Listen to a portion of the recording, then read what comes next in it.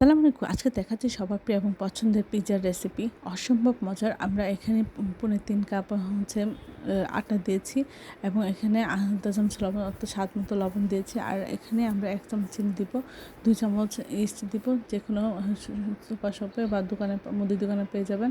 আর রান্নার রেগুলার তেল দেব ২ চামচ। কুসুম গরম পানি দিয়ে একটি নরম সফট ডো তৈরি করব। প্রথমে শুকনো উপকরণগুলো মিশিয়ে নিচ্ছি, তারপরে অল্প পানিতে একটা ডো তৈরি করে নেব। প্রথমে এরকম আঠালো হবে আর দেখতে নরম লাগবে, ভয় পাওয়ার কারণে কিছুক্ষণ ভালো করে মথে নিলে এটা আস্তে আস্তে শক্ত হয়ে যাবে। আমরা একটু কমপক্ষে আধা ঘন্টা রেস্টে রেখে দেব, তারপরে আমরা তৈরি করব। এখন আমরা এই যে এটার বাতাসটা বের করে নিচ্ছি আর মুখে রেখে দিচ্ছি। আমরা এখন কিছুক্ষণের মধ্যে এটাকে স্বাভাবিক করে নেব এবং এখন আমরা পিৎজার যে মাংস সেটা করবো। আমরা একটা ক্যাপসিকাম কেটে নিলাম, তেলের মধ্যে পেঁয়াজ কাঁচামরিচ দিয়ে একটু ভেজে নিয়ে এর মধ্যে আমরা মুরগির বুকের মাংস কেটে নিচ্ছি ছোটো ছোটো করে। আর এখানে ক্যাপসিকাম দিয়ে কিছুটা একটু হালকা একটু রান্না করে আমরা নামিয়ে রাখবো পানি শুকিয়ে। তারপরে আমরা এখন এই আটাটাকে দুইটা ভাগ করে দুইটা পিৎজা তৈরি করে নিচ্ছি। আপনারা ফ্রাই প্যান কড়াইয়ের মধ্যে দিয়ে কাছের ঢাকনা দিয়ে ঢাকনার উপর কাগজ দিয়ে একটা রুটি বানিয়ে এভাবে হাত দিয়ে পিৎজার মল আছে এটার মধ্যে ছড়িয়ে দিচ্ছি।